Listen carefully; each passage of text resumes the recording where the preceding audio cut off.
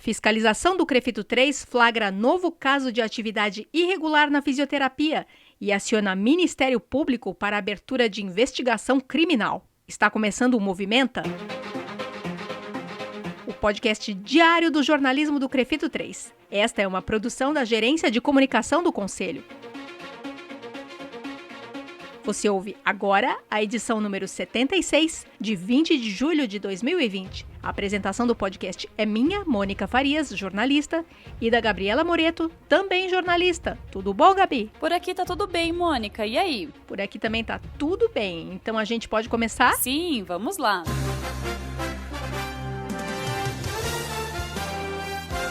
Qual a notícia que é destaque hoje, Gabi? A fiscalização do CREFITO 3 flagrou um novo caso de atividade irregular na fisioterapia, mas desta vez com falsidade ideológica.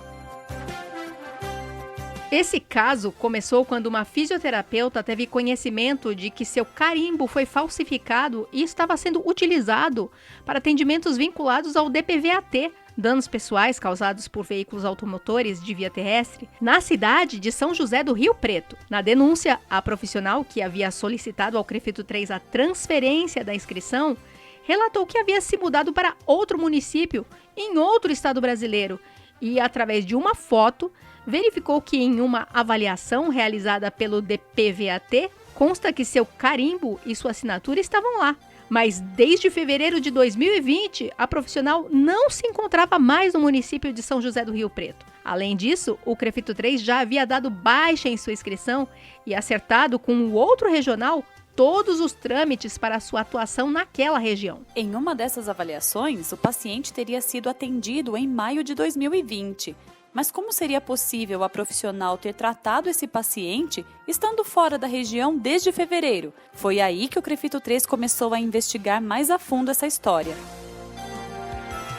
Diante dos fatos, foi feito contato telefônico com a profissional para colher informações adicionais para a apuração do caso. A fisioterapeuta disse que prestou atendimentos de home care para o DPVAT, ou DPVAT, como muita gente fala, como profissional autônoma, mas que o último atendimento foi realizado em janeiro de 2020. Ela informou também que os atendimentos prestados ao DPVAT eram pagos por um escritório de advocacia e acredita que esse escritório estaria vinculado a uma empresa de fisioterapia.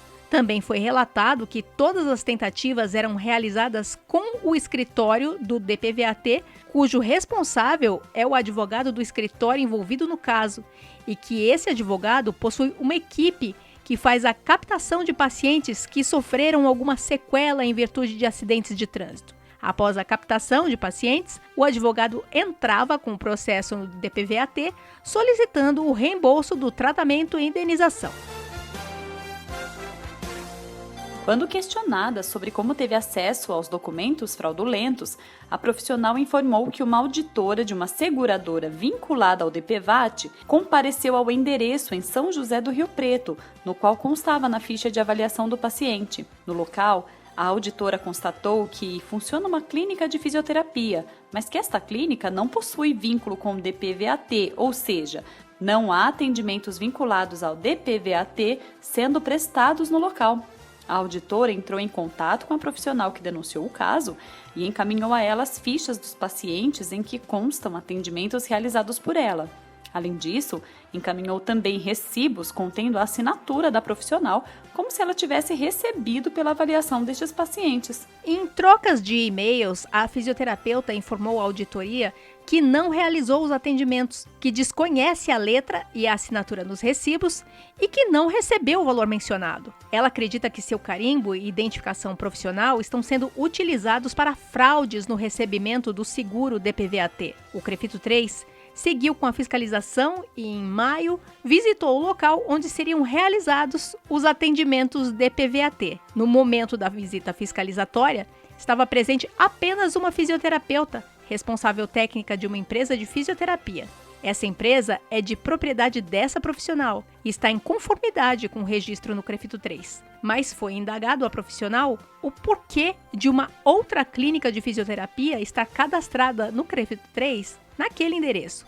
Foi então que a fisioterapeuta informou que havia sido responsável técnica daquela empresa que prestava atendimentos fisioterapêuticos a pacientes do seguro DPVAT. Mas no ano passado, a profissional teve um desentendimento com a proprietária daquela empresa e solicitou sua desvinculação da responsabilidade técnica, sendo interrompidos os atendimentos vinculados ao DPVAT. Essa profissional disse desconhecer o atual local de funcionamento da empresa em questão e apresentou várias correspondências daquela empresa que continuam sendo encaminhadas para o endereço de sua clínica. Em pesquisa no Siscref, a fiscalização apurou que em 2018, a empresa citada no caso encaminhou documentação para efetuar registro no CREFITO 3, mas esse registro não foi finalizado. Observou-se também que o endereço de e-mail cadastrado para contato é o mesmo daquele escritório de advocacia que citamos no início da história. Além disso, o CREFITO 3 confirmou que a fisioterapeuta questionada em visita fiscalizatória havia informado ao Conselho que não atuava mais como responsável técnica daquela empresa, vinculada ao DPVAT.